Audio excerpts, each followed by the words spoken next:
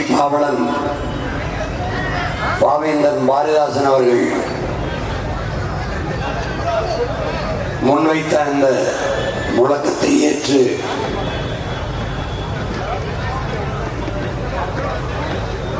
பசி பஞ்சமற்ற, ஊழல் லஞ்சமற்ற,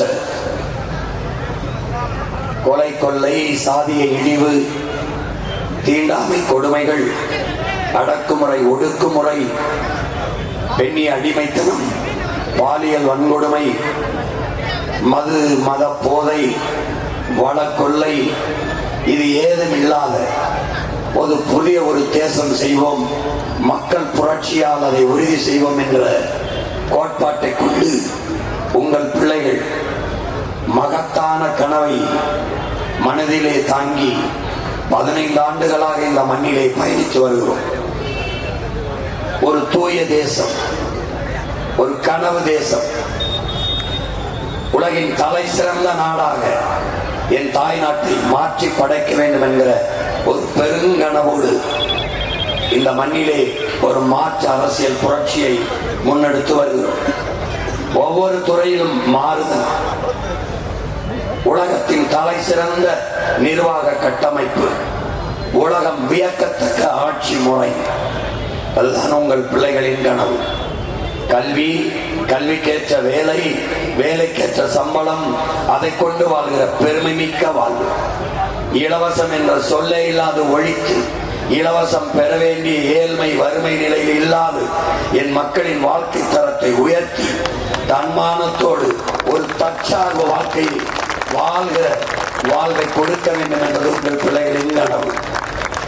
உலக தரத்திற்கு சிறந்த மருத்துவம், சிறந்த மருத்துவம், கட்டணமில்லாத மருத்துவம், கட்டணமில்லாத தூய குடிநீர், பயணிக்க பாதை, தரமான போக்குவரத்து, எரிக்க தடையற்ற மின்சாரம், குடிக்க தூய நீர், படிக்க சிறந்த கல்வி, பார்க்க சிறந்த மருத்துவம், நிலமும் வளமும் சார்ந்த தொழிற்சாலைகள், படித்தவர் படிக்காதவர் அனைவருக்கும் அரசு வேலை, இனி படிக்காதவரே இல்லை என்ற நிலையை உருவாக்குவது அடுத்த வேலை. ஒரு பெருங்கனவு, பெருங்கனவு.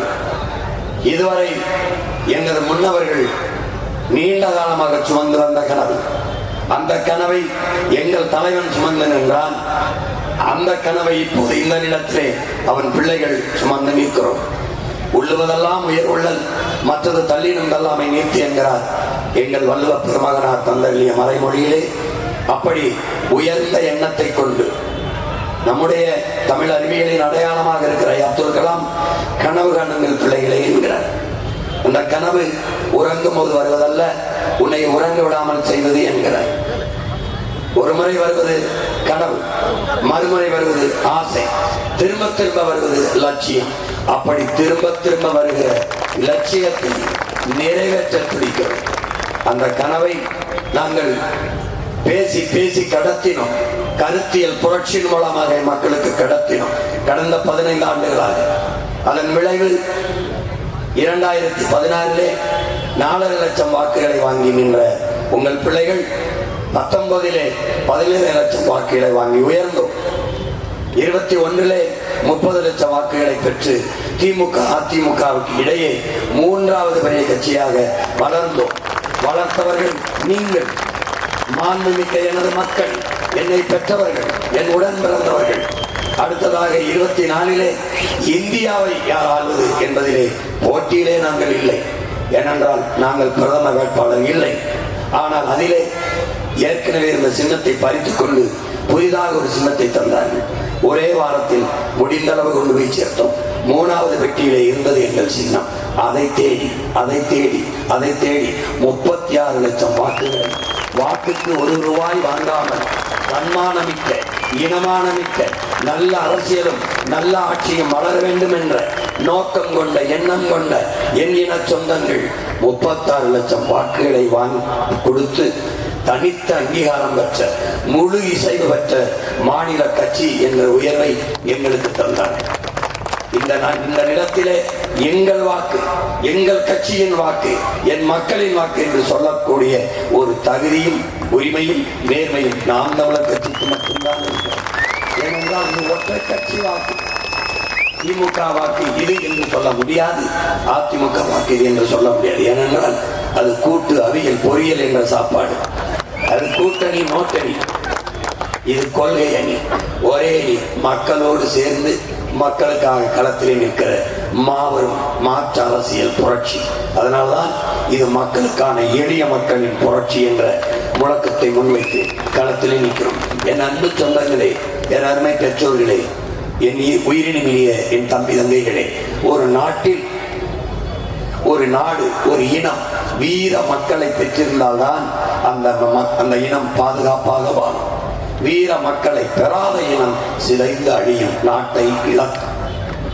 வீரம்தான் காக்கும்.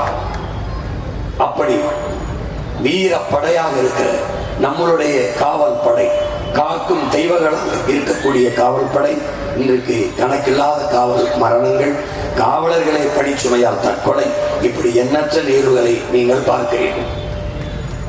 இன்றைக்கு காவல்துறை அதிகாரிகள் வந்தால் மாமா வர்றார், அவர் வர்றார் என்று ஏளனம் பேசுகிறதையெல்லாம் நீங்கள் பார்க்கிறீர்கள்.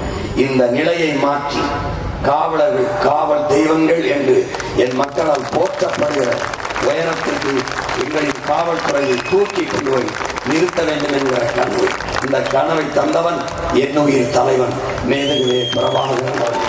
என் அன்பு சொந்தங்களே, உங்கள் மகனி உங்கள் பிள்ளைகளின் ஆட்சியில், நாம் தமிழர் ஆட்சியில், தமிழ் தேச அரசின் ஆட்சியில் காவல்துறை எப்படி இருக்கிறது என்பதை சுருக்கமாக ஒரு முன்னோட்டமாக காட்டுகிறேன். நேரம் குறைவாக இருப்பதால் ஒரு மேடையில் இவ்வளவுதான் காட்ட முடிகிறது.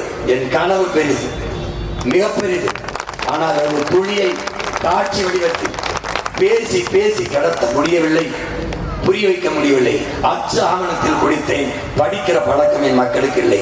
படம் பார்த்து பழைய போன என் மக்களுக்கு படம் காட்டுவது என்று முடிவெடுத்து படம் ஏன்னா நீங்க பட அரசு முத்திர ஆட்சியில் காவல்துறை எப்படி கட்டமைக்கப்படுவாங்க. எந்த நாட்டிலும் சிறையிலையும் நீதிமன்றங்களையும் காவல் நிலையங்களையும் கூட்டம் குறைகிறதோ அந்த நாடு குற்றமற்ற சமூகம் என்று போற்றப்படும். எந்த நாட்டில் காவல்துறைக்கு, வழக்கறிஞர்களுக்கு, நீதிபதிகளுக்கு அதிகமாக மதிப்பு இருக்கிறதோ அந்த நாடு அதிக குற்றவாளிகளை கொண்ட நாடு, அது குற்ற சமூகம் என்று பொருள். எந்த நாட்டில் நீதிமன்றத்தில் கூட்டம் குறைகிறதோ, காவலர்களுக்கு வேலை இல்லை என்று ஆகிறதோ, வழக்கறிஞர் அந்த நாட்டில் ஒழுக்கம் இருக்கிறது, அறநெறி இருக்கிறது, நன்னறி இருக்கிறது, தர்மம் தலை தோங்குகிறது என்று பொருள். உங்களுக்கு தெரியாது. அப்ப இந்த நம்முடைய கல்வி முறையை வகுத்தவன் அவன் என்ன பண்றான், நான் இந்தியா முழுமைக்கும் பயணித்து சென்றேன், அங்கே ஒரு பிச்சைக்காரனை கூட, ஒரு திருடனை கூட பார்க்கல, அவ்வளவு அற சிந்தனை, தர்ம சிந்தனை இந்த நாட்டில் இருந்ததுன்னா உங்களுக்கு அந்த மாதிரி மெக்காலையுடைய கல்வி திட்டத்தை தான் நம்ம படிக்கிறோம்.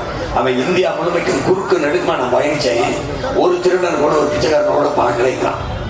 அவ்வளவு தர்ம சிந்தனை அந்த நாட்டில் மேலோங்கி இருந்தது. இன்னைக்கு திருட்டு போயிடும் பிச்சைக்காரன் தான் குறுக்கு மரமா ஓடுறான். அதுல நான் என் வீட்டுக்கு போற போது ஒவ்வொரு நிறுத்தத்திலையும் கையேற்றான். யாரு? பூரா வட இந்தியன். அப்ப நான் என்ன செஞ்சேன், இனி நமக்கு பிச்சை எடுக்கிற வேலை கூட மிச்சம் இல்ல, எல்லாம் அதையும் படிச்சுட்டான். சமூகத்தை எப்படி ஒரு குற்றவாளிகளே உருவாகாத குற்றமற்ற சமூகத்தை உருவாக்குவதுதான் உங்கள் பிள்ளைகள் எங்களின் கனவு, நம்முடைய கனவு. அப்போ அந்த கனவை நிறைவேற்றோம். நம்முடைய தலைவர், எங்கள் தலைவர், படுத்த காவலர்களுக்கு 8 மணி நேரம் தான் பணி, பெண் காவலர்களுக்கு 6 மணி நேரம் தான் பணி. காவலர்கள் பற்றாக்குறை இருந்தால் பணிக்கு கூடுதலாக நம்ம காவலர்களை எடுத்துக்கிறோம். பார்த்துக்க, காவலர்களை கூடுதலாக எடுக்கிறோம். இதில் என்னன்னு, ராணுவ வீரர், நாட்டின் பாதுகாப்புக்கு நிற்கிற பாதுகாப்பு படை வீரர்களுக்கு கூட 2 மாத காலம் விடுமுறை இருக்கிறது, இந்த நாட்டில் இருக்கிறது. நீதிபதி, நீதி அரசர்களுக்கு கூட சம்மர் வெக்கேஷன், கோடை விடுமுறை என்று 2 மாத காலம் விடுமுறை, ஏப்ரல் மேல நீதிமன்றம் இருக்காது, விடுமுறை இருக்கிறது. ஆனால் நம்முடைய காவலர்களுக்கு ஒரு நாள் 1 மணி நேரம் கூட விடுமுறை இல்லை. இது எவ்வளவு பெரிய கொடுமை. ஆசிரியர்களுக்கு இருக்கு, ராணுவருக்கு இருக்கு, எல்லாருக்கும் இருக்கு, காவல்துறைக்கு இல்லை. இப்ப நாம என்ன செய்யறோம், காவல்துறைக்கு. இதனால அந்த இல்லாதனால மன அழுத்தம் கூடி, பணிச்சுமை, மன அழுத்தம், உறக்க நேரம் குறைவு, குடும்பத்தை பார்க்க முடியாது, அம்மாவுக்கு முடியலாம் மருத்துவமனை சேர்க்க முடியாது, மனைவிக்கு பிரசவம்னாலும் கூட போக முடியாது, பிள்ளைக்கு பள்ளிக்கூடத்துக்கு போனாலும் சேர முடியாது. எல்லா சுமையும் வந்து அழுந்தி அழுந்தி மன அழுத்தத்துல தற்கொலை செய்து கொள்கிற நிலைக்கு இவன் என்னுடைய உறவினர். இவரு கோவையில பெரிய பொறுப்புல இருந்தாரு. துப்பாக்கி எடுத்து நெத்தியில சுட்டி இறந்து விட்டாங்க. எப்படி மனச்சுமை அழுத்தம். இது நம்ம தங்கச்சி உங்களுக்கு தெரியும், தற்கொலை செய்து கொண்டு இறந்தது உங்களுக்கு தெரியும். இந்த நிலையை சுத்தமாக ஒழிக்கணும். மன அழுத்தம்ங்கிற ஒண்ணே காவலர்களுக்கு இருந்தால் எப்படி பணியாற்ற முடியும்? தூக்கம். தூக்கிட்டு வாரம் ஒரு முறை விடுமுறை, சுழற்சி முறையில. ஒரு காவலர் சனிக்கிழமை விடுமுறை எடுத்தாருன்னா அடுத்த வாரம் அவருக்கு ஞாயிற்றுக்கிழமை விடுமுறை, ஞாயிற்றுக்கிழமை எடுத்தவருக்கு அடுத்த வாரம் சனிக்கிழமை விடுமுறை, மாறி மாறி சுழற்சி முறையில் வாரம் ஒரு முறை விடுமுறை கொடுக்கிறோம். எது? ஊதிய இழப்பு இல்லாமல், ஊதிய இழப்பு இல்லாமல். நல்லா கவனிச்சு பார்த்துக்கிட்டே வா.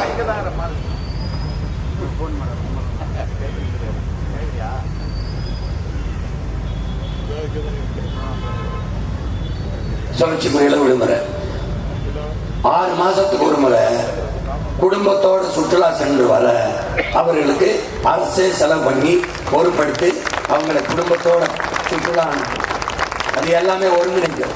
இந்த காவல்துறைக்குன்னு இருக்கிற அந்த துறை அமைச்சகம் அதை ஒழுங்கு பண்ணி செய்யும். குடும்பத்தோட போய் இந்த எந்த அழுத்தம் இல்லாம நிம்மதியா இருக்கு, நிம்மதியா இருக்கு. காவல்துறையில யாரு? ஊரா நம்ம சொந்தக்காரன், சித்தப்பன், பெரியப்பன், மாமச்சின அண்ணன் தான். இந்த மாதிரி சுற்றுலா போயிட்டு வர செய்யறோம். காவலர்களுக்கு இந்த குடியிருப்புனா அந்த இந்த குடிசை மாற்று வாரியத்தில் கட்டணும். தரமான குடியிருப்பு கட்டி ஸ்டார் விடுதி போல நச்சு குடியிருப்பை மாத்திரங்க.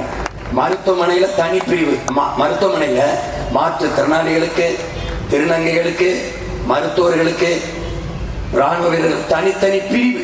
வந்தவன ரொம்ப நேரம் செலவழிக்க வேண்டியதில்லை. காவல்துறையா தனி செக்ஷன் சொல்லணும், தனி பிரிவு. காவல்துறைக்கான மருத்துவ பிரிவு வர மருத்துவ செய்தூர்ல செல்ல தனித்தனியாக எல்லாம் கூட சொல்லி பண்ணி கொடுத்துறோம். பார்த்துக்க.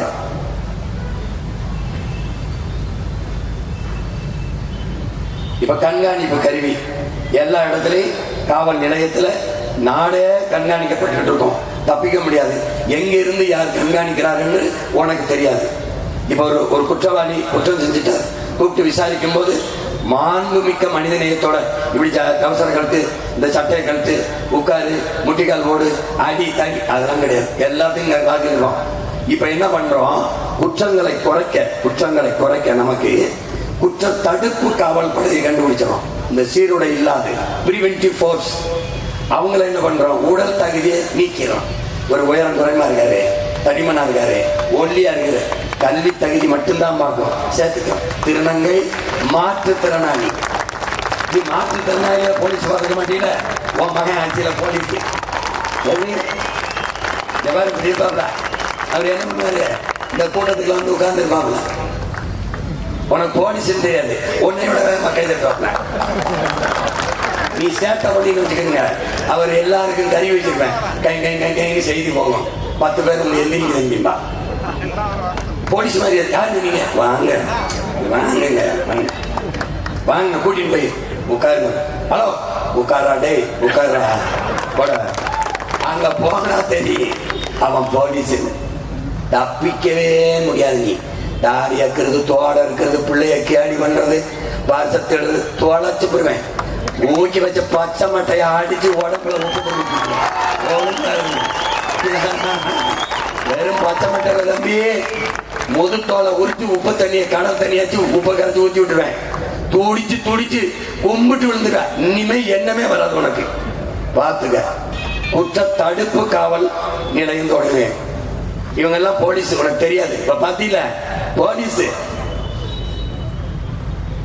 அப்ப குற்றம் நடந்த பிறகு கண்டுபிடிச்சு அதை வழக்காக்கி நீதிமன்றத்தில் இருந்து தண்டனை பெற்று கொடுக்கிற காவல் படை தான் இருக்கு. குற்றம் நடப்பதற்கு முன்பு அதை தடுக்கிற காவல் படை ஒரு பிரிவை நம்ம உருவாக்கிக்கிறோம். அது ஒண்ணு உருவாக்கிக்கிறோம்.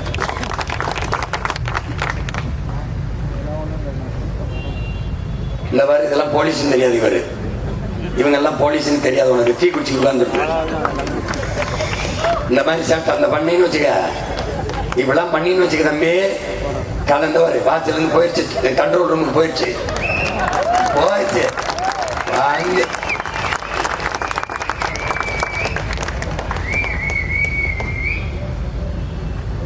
இப்ப என்னன்னா, இப்ப இப்ப வந்து பண்டிகை, நம்ம உனக்கு பண்டிகை இருக்கு, எல்லா பண்டிகை இருக்கு, பொங்கல் பண்டிகை இருக்கு, தீபாவளி இருக்கு, ரம்ஜான் இருக்கு. ஆனால் காவலர்களுக்கு எந்த பண்டிகையும் இல்லை. நீ பட்டாசு வெடிச்சா பார்த்து வெடிப்பா, ஓரமா வெடிப்பா, நிக்கணும். பொங்கலுக்கு நிக்கணும்.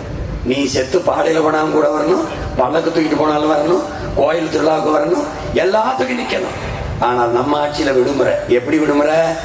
ஒரு நாள்ல அரை நாள் பண்டிகை காலங்கள்ல அவர்களுக்கு விடுமுறை, மீதி நேரம் பகுதி நேரம் பிரிச்சுக்கிறோம். 8 மணி நேரத்துல 4 மணி நேரம் அவருக்கு பணி, பெண் அவளுக்கு 3 மணி நேரம் பணி செஞ்சுட்டு போயிடலாம். சுழற்சி முறையில விடுமுறையை பண்டிகை காலங்களில் கொடுத்துக்கிறோம். என்னென்ன பலகாரம் சாப்பிட முடியாது, தாய் தந்தையரோட இருக்க முடியாது, ஒரு புதுசு வேட்டியை கட்ட முடியாது, எப்போ பார்த்தாலும் சீருடையோட வெறப்பாவே இருக்கிற நிலைமை தூக்கிடும். மகளிர் காவலர்களுக்கு மகப்பேறு காலத்துல ஓராண்டு விடுப்பு கொடுத்து சம்பளம் பிடித்தலாம ஊதியத்தோட கொடுத்துருவோம்.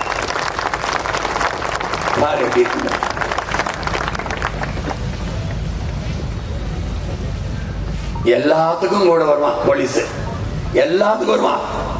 நீ விபத்துனாலும் வரணும், சாலையில் விழுந்து செத்தினாலும் வரணும். இங்க பாரு, செத்து ஒருத்தன் சாலையில் விழுந்தான்னு வச்சுக்க, ஆயிரக்கணக்கா நீ போயிட்டு இருப்ப.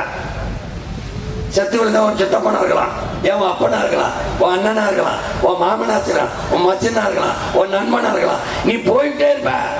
ஆனால் எவன் செத்து பிணமாக விழுந்தாலும் அந்த பிணத்திற்கு முதல் சொந்தக்காரன் நான் தான் என்று வந்து நிற்பான் போலீஸ், காவல்துறை. புரியுதுன்னு நினைக்கிறேன்.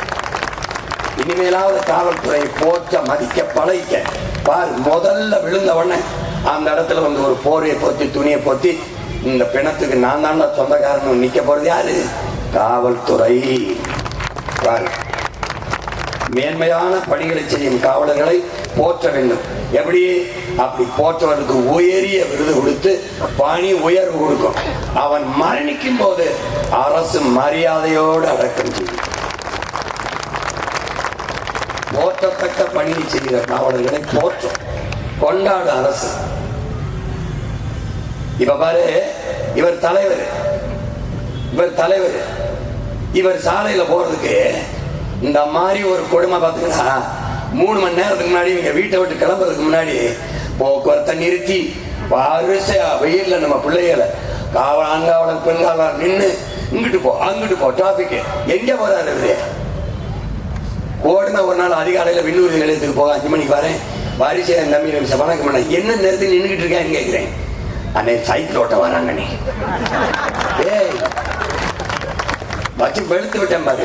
சைக்கிள்ல இந்த பக்கம் போறாங்கன்னு மொத்த போக்குவரத்தையும் ஒரே பக்கம் திருப்பி தேசிய நெடுஞ்சாலையில ஒரு பக்கத்துல போக வர நெரிசல் வராது, விபத்தான யாரு பொறுப்பு?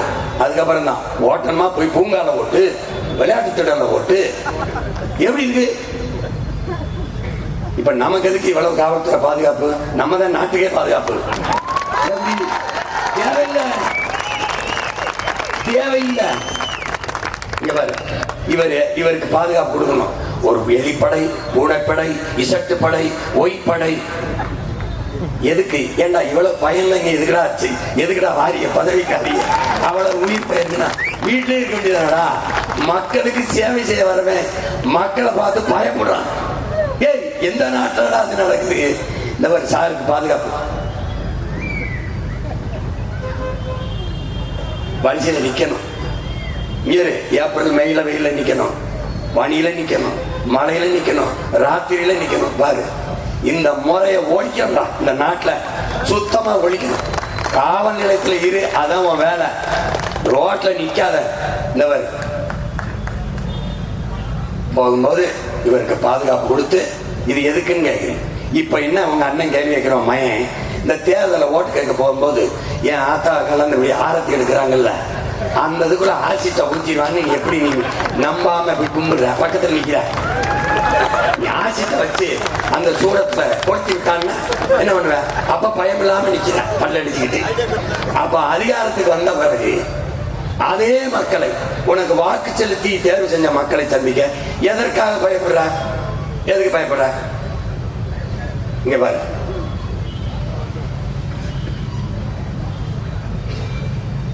சாலையில நிக்கணும். ஆட்சிக்கு வந்தவர் எல்லாம் பாதுகாப்பு சரி சரின்னு போகணும். அதுக்கு பேர் என்ன? புரோட்டோக்கால். நம்ம புரோட்டா ஆட்டுக்கால் கேள்விப்பட்டிருக்கோம். இவன் என்ன புரோட்டோக்கால்னே தெரியாது. இங்க பாரு, நம்ம பிள்ளைங்க, நம்ம அண்ணன் தம்பியை நம்ம சித்தப்ப பெரியப்பேன், நம்ம அக்கா தங்கச்சி இப்படி சாலையில நிக்கிறத அண்ணன் பார்க்கும்போது ஒரு வலி வரும்பாரு. டேய், இதை ஓடிச்சிட வெயில நிப்பான். ஒரு சிறுநீர் வந்துருச்சு, ஒரு அவசரம் வந்துருச்சு, எங்க போவான்? எங்க போவான்னு சொல்லு. நம்ம தங்கச்சி நிக்குது, நம்ம அக்கா நிக்குது, எப்படி போகும்? எப்படி போகும்டா? ஒரு மாந்தனையும் உள்ள ஒரு மனிதன் செய்ய வச்சு ஒரு தலைவன் செய்யற ஆட்சியாடாது. போப்பா போய் இருப்பான். பாருங்க இங்க பாரு, இங்க பண்றது இந்த பாரு. நான்லாம் ஒரு நாள் ராத்திரி தூத்துக்குடி விண்ணூர் நிலையத்திலிருந்து போறேன். 10:30 மணிக்கு நான் தங்கச்சி சாலை நிக்குது, வெறும் கருவை. ஒரு நட்டுவாக்கு கிடைச்சிருச்சு, ஒரு தேல் கிடைச்சிருச்சு, ஒரு பாம்பு கிடைச்சிருச்சு. என்னடா பண்றது? என்ன பண்றதுன்னு சொல்லு. அந்த முறை ஓடிக்கிறோம்டா. இவர் குளிர் விட்டப்பட்ட வாகனத்துல இருந்து போவாரு, இவன் வெயில்ல நிக்கிறான் பாரு. இங்க பாரு, அப்படி உனக்கு உயிர் பயம் இருந்தா வராத, மக்கள் சேவைக்கு வராத, வீட்டிலேயே இருந்துக்க. இவன் யாருன்னு தெரியுதா? Boris Johnson. யாருன்னு தெரியுதா? இங்கிலாந்து நாட்டின் பிரைம் மினிஸ்டர், பிரதமர். எதுல போறான் பாத்தியா? பாராளுமன்றத்துக்கு சைக்கிள்ல. ஏன் சிரிக்காத? இவன் யாரு? மார்க் ரூட்டே, நெதர்லாந்து பிரதமர். எதுல போறான்? பாராளுமன்றத்துக்கு சைக்கிள்ல. ஒரு ஆளா ஓட்டிட்டு போயிட்டு இருக்கான். அவனும் பிரதமர் தான் பாரு. இது யாரு தெரியுதா? ஓ நாடுதான், நம்ம நாடுதான், வெஸ்ட் பெங்கால், மேற்கு வங்கத்துல. யாரு பின்னாடி மோட்டர் பைக்கில் உட்கார்ந்துருக்கா பாரு? மம்தா பானர்ஜி. ஏங்க ஒரு கார்ல போகுது, கார் ரிப்பேர் ஆகுது, வண்டியை நிறுத்திட்டு அந்த மோட்டர் பைக்கில் போற தம்பி என்னை அசம்பிளியில விட்டு சட்டசபையில, டேய் நான் வந்தவரா மோட்டர் பைக்கில் போதா முதலமைச்சர் டாட்டா காட்டிட்டு. இவன் யாரு தெரியுமா? டேய் அவனை காட்டுப்பா. அந்த ஒன்னாலே மாடா கேரளா முதல்வர் பினராயி விஜய் சாதாரணமா நடந்து போவாப்ல பாரு. இவன் யாரு தெரியுதாடா? நம்ம தாத்தா. யாரு தெரியுதா? நம்ம தாத்தா தான். எப்படி பாரு, எப்படி போறாரு பாரு. என்னன்னு பாரு. என்னது அது? என்ன சத்தம்னு? முதலமைச்சர் கார் போகுது, முன்னாடி ஒரே ஒரு போலீஸ் ஜீப் போகுது. வாங்கி சைரன் சத்தம் போடுது. ஏய் என்னது போலீஸ்? ஏய் நிப்பாட்ட சொல்லு. ஏங்க வா, என்னது? ஏன் இப்படி செஞ்சேன்னு சத்தம் போட்டாங்க. செத்தா உடனே சங்குதி போயிட்டு இருக்காங்கிறப்பல. எங்க இருந்து வருதுன்னு நம்ம வண்டிக்கு முன்னால போற போலீஸ் ஜீப்ல இருந்து வர சத்தம் தான் சார். வண்டியை நிறுத்துப்பா. அது என்னையா? அது சவப்பா மேல மாட்டி வச்சிருக்கீங்க. சயான் வண்டி சார். இது என்ன கூத்துன்னு? நான் உயிரோட தானே இருக்கேன். முன்னால சங்கு ஊதிட்டு போனா என்ன அர்த்தம்னு நீங்க போல ரோட்டு பந்தோபஸ்துக்காக கொண்டு வந்தேன் சார். எனக்கு எதுக்குப்பா பந்தோபஸ்து? நான் சீனா இத பார்த்து இந்த பயில திருந்தலடா. ஒரு 100 வண்டி போனா எங்கடா பெரிய உங்க ஆடம்பர அக்கிரமத்துக்கு இவங்க சினிமாவில இருந்து வந்தாங்களா? சினிமா செட்டு மாதிரியே பிரம்மாண்டமா இருக்கும். என் தாத்தன் பேரறிஞர் அண்ணா, முதறிஞர் ராஜாஜி, நம்ம தாத்தன் ஓமந்தூர் ராமசாமி ரெட்டியார், குமாரசாமி ராஜா, இந்த டாக்டர் சுப்பராயன், இவங்கெல்லாம் இப்படிதான் ஆட்சி செஞ்சாங்க. போய்கிட்டு இருக்கேன் இல்ல பாகிஸ்தான்ல போயிட்டு இருக்கேன். நம்ம நாட்டுல தானே போய்கிட்டு இருக்கேன். அந்த ஜீப்பை திருப்பி கொண்டு போங்க. சும்மா வெட்டி செலவு பண்ணிக்கணும். செலவுங்கிறப்பல ஏன்னா நான் சீனாவில் வரணும், பாகிஸ்தான்ல வரணும், சொந்த நாட்டில் போறதுக்கு இதுக்கிடா பாதுகாப்புங்கிறப்பல. இவங்க மக்களை நம்மள பயப்படுறாங்க.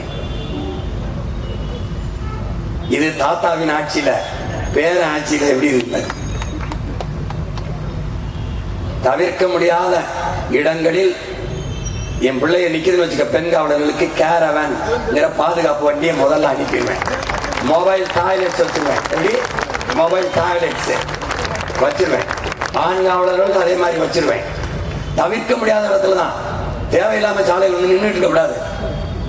நீ போய் காவல் நிலையத்துக்கு காவல் பணியை செய், உனக்கு என்ன வேலையை செய். இல்லைன்னா சும்மா புத்தகம் எடுத்து படிச்சுக்கிட்டு. இந்த மாதிரி பெரிய கூட்டங்கள் இருக்குது.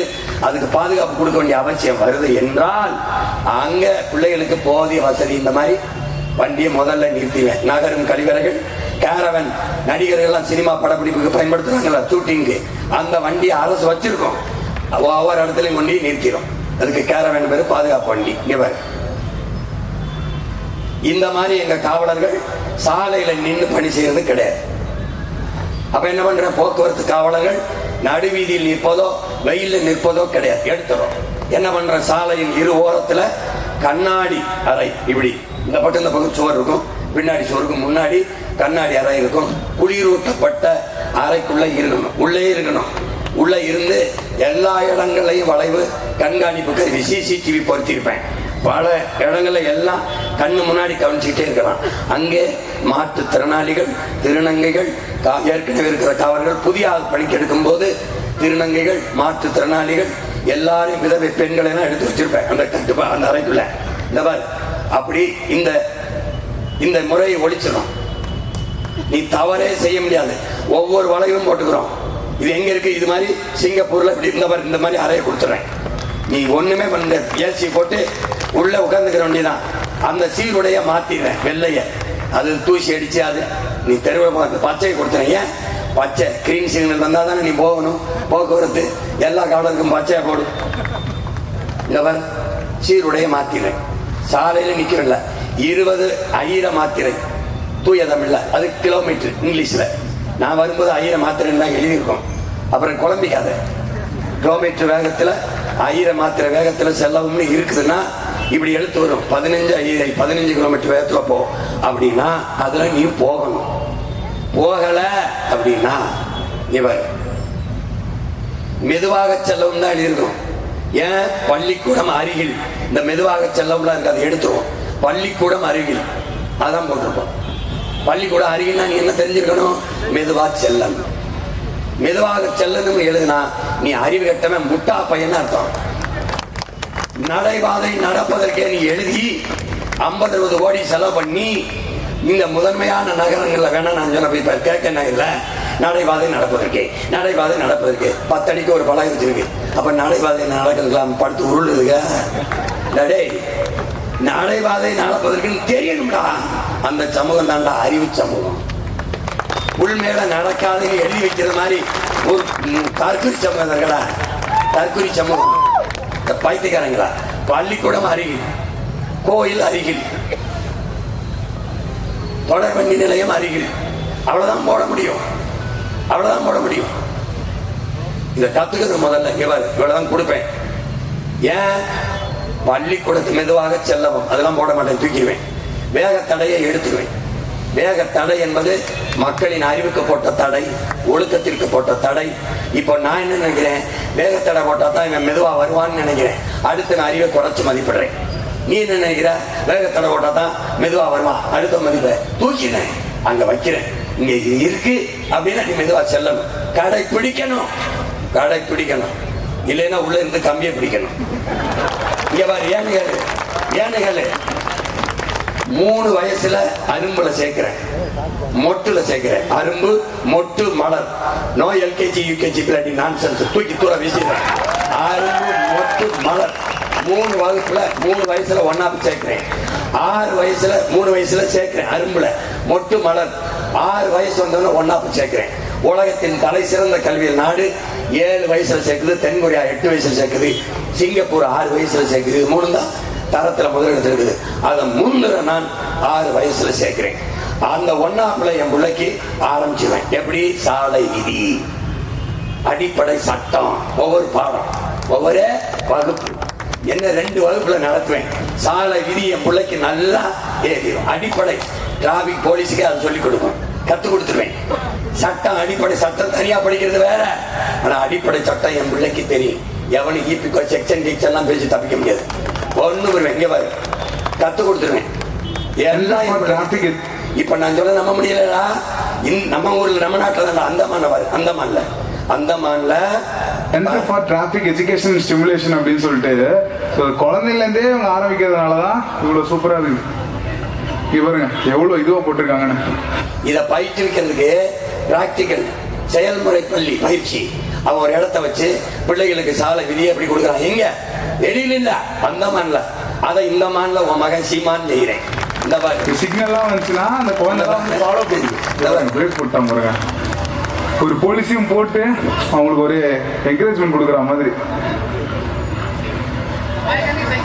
சூப்பர்ல பாருங்க, ரெட் இருக்கு நில்லு அப்படின்னு சொல்லிட்டு அவர் சொல்றாரு. என்னது அது படிச்சுக்கிறது சின்ன வயசுல பிஞ்சு பிஞ்சு நெஞ்சுக்குள்ளே அது பதிஞ்சுக்கிறது. அது வாழ்நாள்ல கடைசி வரை மறக்காது. சோப்புனா நிறுத்தணும், பச்சைனா செல்லணும். புரியுதா? சூப்பர் இனிஷியேட்டிவ் பாத்தீங்களா? அந்த லைன் உள்ளே நிக்கணும் அப்படின்னு சொல்லிட்டு சின்ன வயசுல சொல்லி தராங்க. இதை நாம சொல்லி கொடுக்குறோம் யாருக்கு? நம்ம பிள்ளைகளுக்கு. நம்ம பிள்ளைகளுக்கு சொல்லி கொடுக்கணும்னா எனக்கு ஓட்ட போடு, இல்லைன்னா எவனுக்கோ போடு. இப்ப பாரு, போக்குவரத்து விதி கத்துக்கிட்டாச்சு, இப்ப சாலை விதியை நீ மதிக்கணும். இப்ப என்னன்னு கேளு, ஒரு 60 கிலோமீட்டர் இந்த 60 ஐரை மாத்திரை வேகத்துல நீ போகணும்னு அறிவுறுத்திக்கிட்டே இருக்கும். இங்க மேல ஓடும், சுழல் எடுத்து ஓடும். நீ அந்த இடத்துல நிறுத்தும் போது ஒரு தமிழ்ல ஒரு அறிவிப்பு வரும், 60 ஐரை மாத்திரை வேகத்தில் அன்பான பயணிகள் செல்லவும், உங்கள் கவனத்திற்கு, தவறினால் தண்டிக்கப்படுவீர்கள், தண்டனை உறுதி. சொல்லிக்கிட்டே இருக்கும். ஆங்கிலத்திலையும் சொல்லும் வெளிநாட்டு பயணிகளுக்கு. இப்போ நீ மீறி போயிட்டா எவன் கவனிக்கிறான்னு, ஒரு 1/2 கிலோமீட்டர் வேகத்துல போயிட்டா எவன்டா பாக்குறான்? இந்த பாரு, இங்க இருந்து அடுத்ததுக்கு போயிடும் தகவல். இந்த வண்டி, இந்த வண்ணம், இந்த எண்ணெய் இங்கே கருவி இருக்கும், இங்கே கருவி இருக்கும், இங்கே கருவி இருக்கும், தப்பிக்கவே முடியாது. நீ அங்க வந்தோன்னு எங்கால் குறுக்க வந்து ஸ்டாப் பண்ணுவாங்க, நிறுத்திட்டாரு.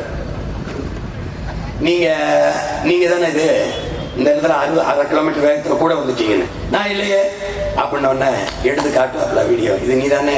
ஆமா. வந்ததுக்கு 1000 ரூபாய், போய் சொன்னீங்க அதுக்கு ஒரு 1000 ரூபாய், 2000 ரூபாய் கட்டிட்டு கட்டினவன விட மாட்டாப்ல. ஓட்டுநர் உரிமத்தை கொடுன்ட்டு ஒரு கையெழுத்து போடலாப்ல. கையெழுத்து போட்டு 6 முறை மன்னிக்கும் என் நாடு, என்னுடைய காவல்துறை மன்னிக்கும். 6 தவறுக்கு மேல பண்ணிட்ட ஓட்டுநர் உரிமையை எடுத்துரும், பறிச்சிடும். அதுக்கப்புறம் நீ வண்டியை மீறி ஓட்டின உள்ளதான் இருந்து எண்ணணும். பார்த்துக்க. இந்த விதியை சிங்கப்பூர் கடைபிடிக்குது. இங்க பாரு எப்படி கடைபிடிக்குது, பாரு எப்படி கடைபிடிக்குது. சாலை விதி எப்படி வச்சுக்கிறது. ஒரு தவறு பண்ணிட்டீங்கன்னா அந்த முன்னாடி டேஷ்போர்டு இருக்குல்ல, அங்க ஒரு பிக்சட் டெபாசிட் மாதிரி ஒரு காசு வச்சிருக்கணும் நீ வங்கி. அந்த தவறுக்கு ஒரு தண்டனையா டக்குன்னு அதுவே எடுத்துக்கிறோம். 12 தவறை பொறுக்குது, 12 மிஸ்டேக்ஸ். நான் 6 தான்.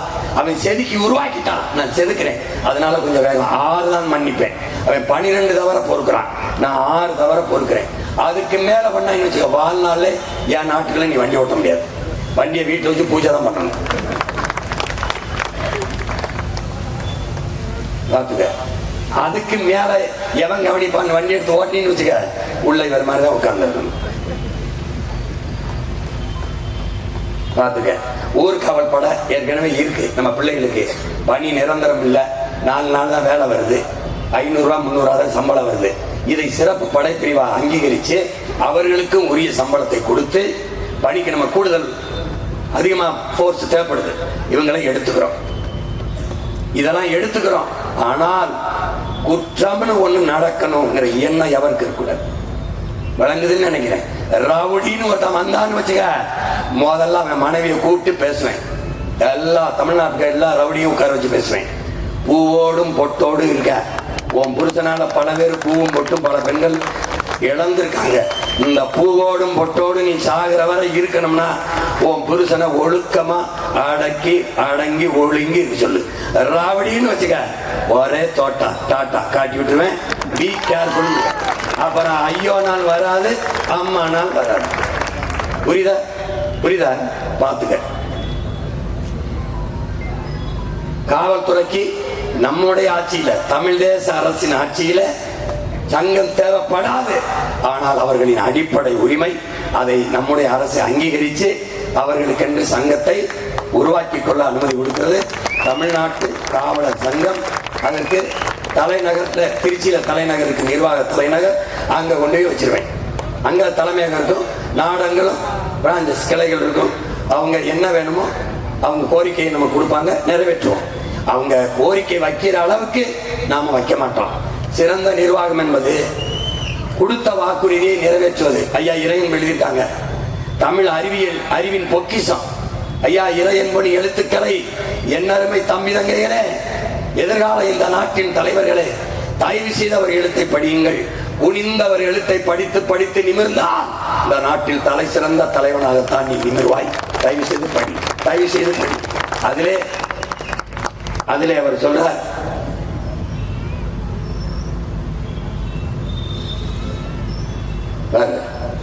காவலர்களுக்கு விருது கொடுத்துறோம், தமிழ்நாட்டு அரசு மரியாதை கொடுத்துறோம். இது மாதிரி காவலர்களை தெய்வங்களாக வச்சு போற்றுகிற காலத்தை தமிழ் தேசிய அரசு உருவாக்கும். காவலர்கள் என்ன சொல்றானா, சிறந்த நிர்வாகம் என்பது கொடுத்த வாக்குறுதிகளை காப்பாற்றுவது, நிறைவேற்றுவது. எப்படி நிறைவேற்றுவது? வாக்குறுதியை கொடுக்காத அளவிற்கு ஆட்சி செய்வது. நான் வந்தா அண்டா தரேன், மிக்சி தரேன், கிரைண்டர் தரேன், திருச்சி தரேன் இல்ல, அது தேவைப்படாத அளவிற்கு என் மக்களின் வாழ்க்கை தரத்தை உயர்த்தி ஒரு கட்டான வாழ்க்கை கொடுப்பதான் சிறந்த ஆட்சி நிர்வாகம். அப்ப என் காவலர்களுக்கு எந்த பிரச்சனையும் வராத ஒரு ஆட்சி முறையை நான் கொடுத்துருவேன். சங்கம் தேவைப்படாது. ஆனாலும் அவர்கள் கோரிக்கையை தமிழ் தேச அரசு, நாம் தமிழர் அரசு நிறைவேற்றுது. தனியாக சங்கம் வைக்குது. அவர்களுக்கென்று தனி வைப்பகம், அவர்கள் சம்பளத்திலே அதை சேர்த்து வைத்துக் கொள்ள அவர்களுக்கென்று தனி எல்லாமே குறித்து மிகச்சிறந்த மரியாதையை இந்த நாட்டின் காவல் பணியை செய்கிற அவர்களுக்கு இந்த நாடு செய்கிற மரியாதையாக பிரபாகரன் மகன், ஒப்பற்ற தலைவனின் மகன், காவல் பணியை செய்கிற அந்த காவலர்களுக்கு செய்கிற மரியாதையாக மிகச்சிறந்த காவல்துறையை கட்டமைச்சு இந்த வண்ணத்தை நான் தூக்கி எடுத்துறேன். காவல்துறை உங்கள் நண்பன். நீங்க செய்தியா கேள்விப்பட்டிருப்பீங்க, உங்கள் மகனின் ஆட்சியிலே உண்மையிலேயே நண்பனாக இருக்கும். நம்புங்கள்.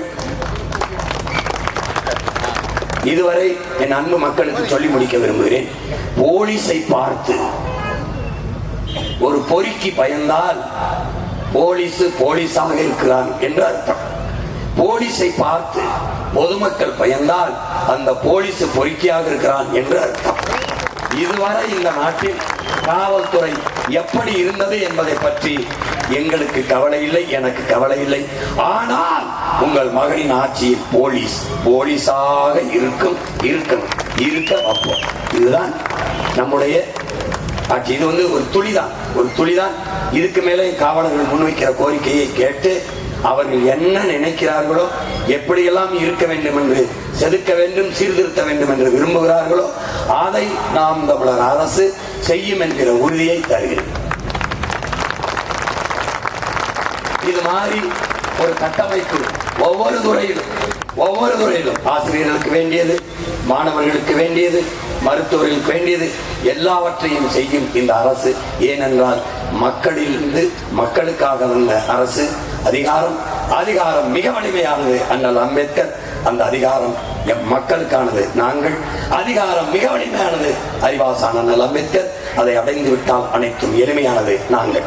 எனவே என் அன்பு சொந்தங்களே, மிகச்சிறந்த ஆட்சியை நடத்துவதற்கு உங்கள் பிள்ளைகளுக்கு நீங்கள் செய்ய வேண்டியது ஒன்றே ஒன்றுதான். ஒரு ஓட்டை போட்டு நாட்டை உங்கள் பிள்ளைகளிடத்தில் கொடுத்துவிட்டு பத்திரமாக எந்த பயமின்றி உலகத்தின் தலை சிறந்த நாடாக இந்த நாட்டை மாற்றி படைப்பேன். உங்கள் மகன். நம்புங்கள், நான் சத்தியத்தின் மகன். சத்தியமே உருவமாக இன்று வாழ்ந்த ஒரு தலைவனின் மகன். வரலாறு நமக்கு வழிகாட்டுகிறது, சத்தியம் நமக்கு சான்றாக இருக்கிறது.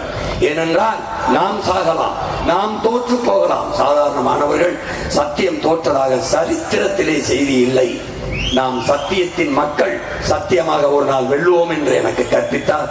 அந்த சத்தியத்தை நம்பி நிற்கிற மகன் நான் சொல்லுகிறேன், எனக்கு உயிர்ப்பால் ஊட்டிய என் தாயின் ஆகச்சிறந்த ஆட்சியை உங்கள் மகன் இந்த நாட்டில் நடத்துவேன், தருவேன். நம்பி நீங்கள் எனக்கு வாக்கு செலுத்துங்கள். எல்லாருக்கும் செலுத்தி விட்டீர்கள். திமுக பலமுறை ஆண்டு விட்டது, அதிமுக ஆண்டு விட்டது. நீங்கள் என்ன வாழ்ந்து விட்டீர்கள்? இன்னும் அரிசிக்கு கையேந்தீர்கள், வேட்டிக்கு கையேந்தீர்கள், இலவசத்திற்கு ஏந்தி நிற்கிறீர்கள். இது என்ன ஆட்சி முறை? என்ன ஆட்சி முறை? என்ன வளர்ச்சியை கண்டீர்கள்? என்ன கண்டீர்கள்? ஒரு கிலோ அரிசி, ஒரு கிலோ வெல்லம், ஒரு வேட்டி சேலை வாங்க வக்கற்ற நிலையில் வைத்தது இவர்கள் ஆட்சி என்றால் எப்படி? சாராயம் விட்டு சாகடிக்கிறான். தாலிக்கு தங்கம் அரைப்பவன் ஒருவன், குடிக்க வைத்த 6 லட்சம் பெண்களை தாலி அறுத்தவர்கள் இவர்கள். தாலி அறுத்தவனுக்கு நீ அதிகாரத்தை கொடுக்கிறாய். சாராயம் விற்கிறான் 50,000 கோடிக்கு. காசு யாருது? உன்னுடையது. ஒரு நாளில் தீபாவளிக்கு மட்டும் 790 கோடிக்கு முடிகிறான். 790 கோடிக்கு ஒரு படம் வெளி வந்தால் 34 கோடிக்கு பார்க்கிறான். பொழுதுபோக்குக்கும் போதைக்கும் இவ்வளவு காசை கொட்டி கொடுக்கிறவனுக்கு எனக்கு இலவசம். எதற்கு? 50,000 கோடி வருவாய். யாரு வருவாய்? மக்கள் குடித்து கொடுக்கிற காசு, குடிகாரன் காசு. அதை வைத்து என்ன நடத்திட்டார்?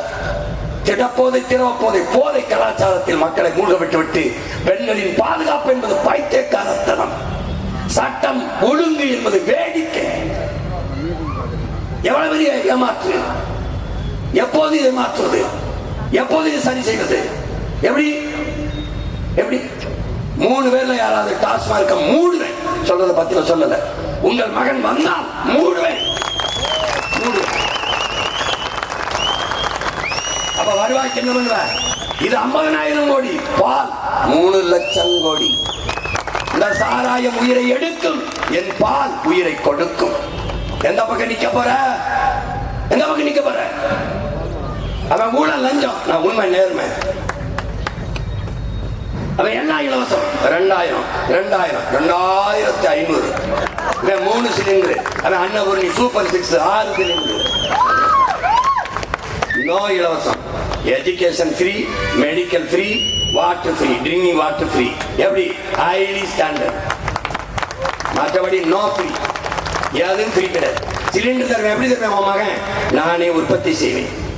எத்தனை லட்சம் டன் வேணாலும் நான் இந்த எரிகாற்று உயிர் வழிங்கிற பயோகேஸ் தயாரிப்பேன். எதுல? என் மாட்டு சாணம், ஆட்டு புழுக்க, மக்கிய இனதறி கழிவு, கழுத கழிவு, பன்னி கழிவு, கோழி புழுக்க எல்லாத்தையும் எடுத்து குவித்து குப்பாங்க. கோடிக்கணக்கான டன் பயோகேஸ் உலகம் தருவேன். உலக நாட்டுக்கு ஏற்றுமதி செய்வேன். எவனுக்குடா வேணும்? வாங்கிட்டு போடா. தமிழ்நாட்டு அரசு முத்திரையை குத்தி கொடுப்பேன். உனக்கு தடையின்றி எரிகாற்று தருவேன். எல்லாருக்கும் தருவேன். குடிசைக்கும் தருவேன், கோவத்துக்கும் தருவேன். ஆனால் ஓசியா தர மாட்டேன். உற்பத்தி செலவு, அடக்க செலவை வாங்கிட்டு கொடுப்பேன். ஆனா தடை இல்லாம தரும். பால், தூய பாலை நானும் கொடுப்பேன்.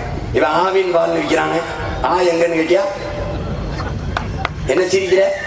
பால்வளத்துறைக்கு அமைச்சர், பால் இருக்கு வழங்க. கால்நடைத்துறைக்கு அமைச்சர், அமைச்சர் இருக்கான். கால்நடைங்களா? ஏய், எங்க கால்நடைங்க? வைத்த பெரிய கனவு, பெரிய கனவு, சின்ன மூளை, நிறைய வேலை. இதெல்லாம் யாரோ ஸ்ட்ராட்டஜிஸ்ட் வந்து எழுதிட்டே நானே நானே எனக்கு நம்பிக்கை ஐடியா கொடுப்பேன்.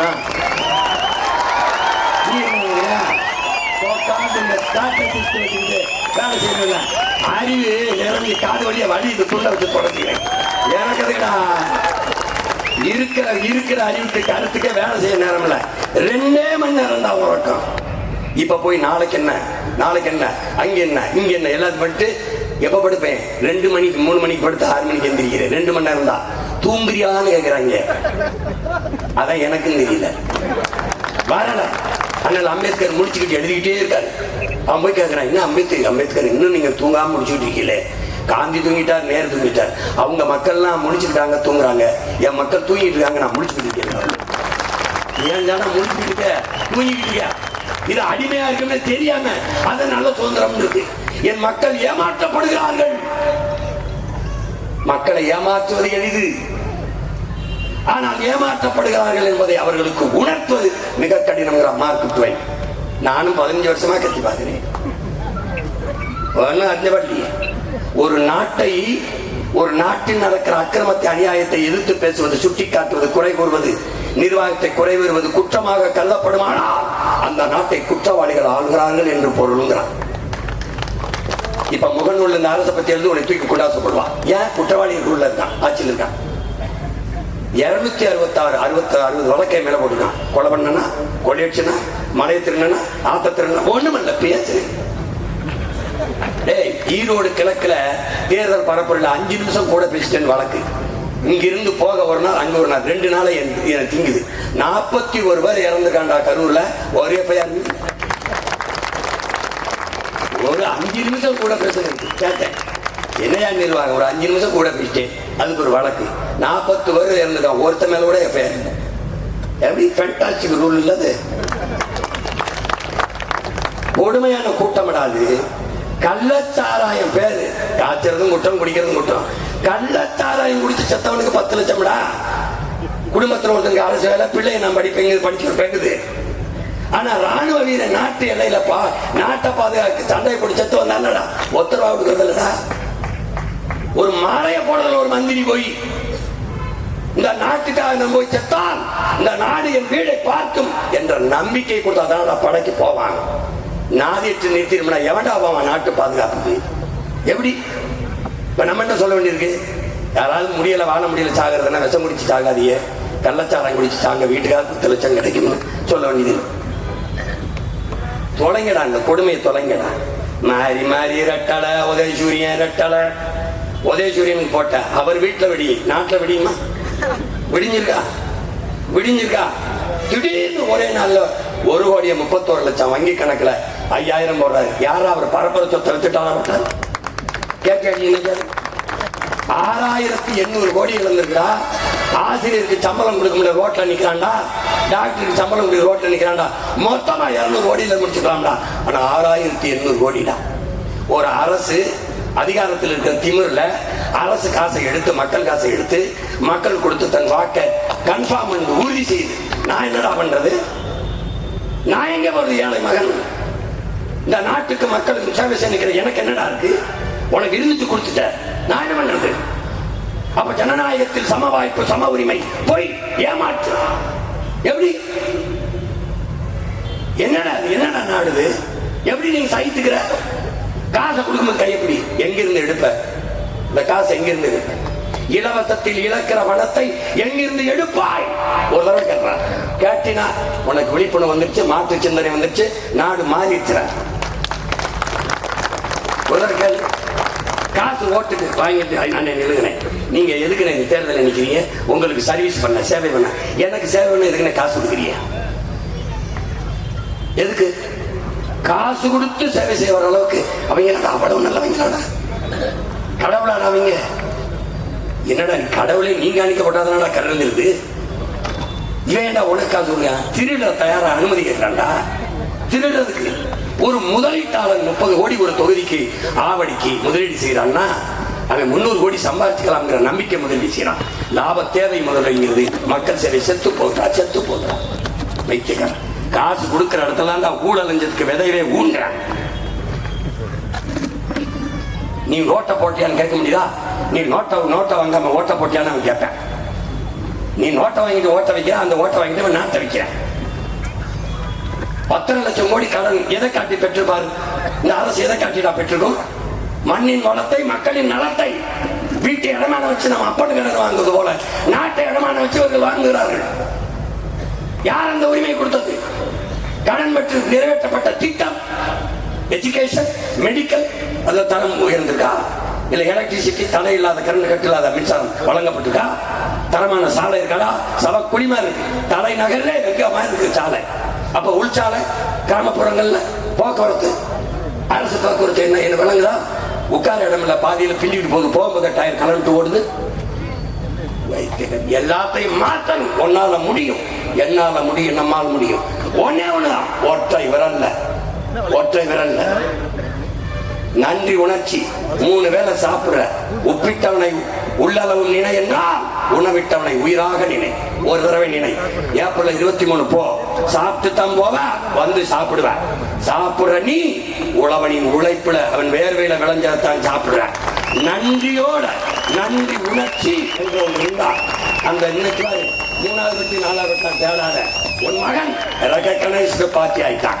அங்கீகாரம் பெற்ற கட்சி முதல் பத்தியில வைக்கணும்.